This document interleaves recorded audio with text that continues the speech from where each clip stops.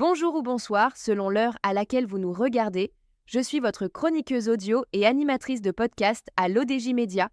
Aujourd'hui, j'ai l'honneur de vous lire fidèlement, mot pour mot, la chronique percutante de l'auteur Taoufik Boutchiche, intitulée Israël, l'impasse de la guerre perpétuelle, qu'on écoutera ensemble dans ce podcast.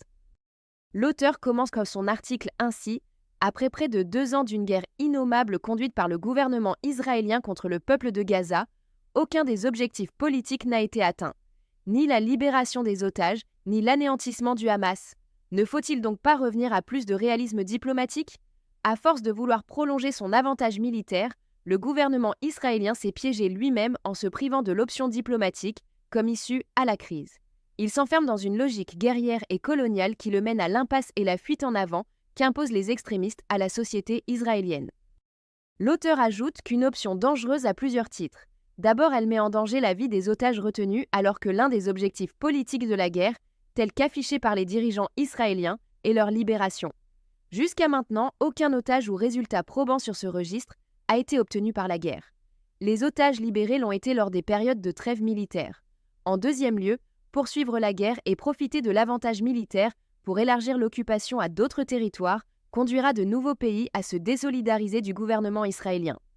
Plusieurs pays auparavant défenseurs d'Israël se défont de leur alliance inconditionnelle face à l'intransigeance du gouvernement israélien. L'opinion publique mondiale est scandalisée et la communauté internationale est particulièrement choquée par cet empiètement assumé du droit international.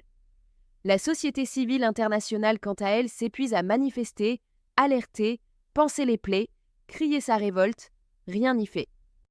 L'auteur conclut son article ainsi: en troisième lieu, la guerre cruelle et injuste imposée aux Palestiniens provoque une décomposition de la société israélienne au niveau politique, moral et sociétal.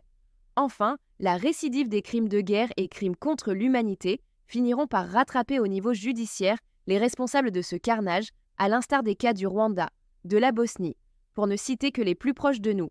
Pourtant, une lecture plus sage de l'histoire récente devrait enseigner que la logique guerrière et coloniale n'a jamais servi les intérêts d'un pays, quelle que soit la puissance militaire et répressive mise en œuvre.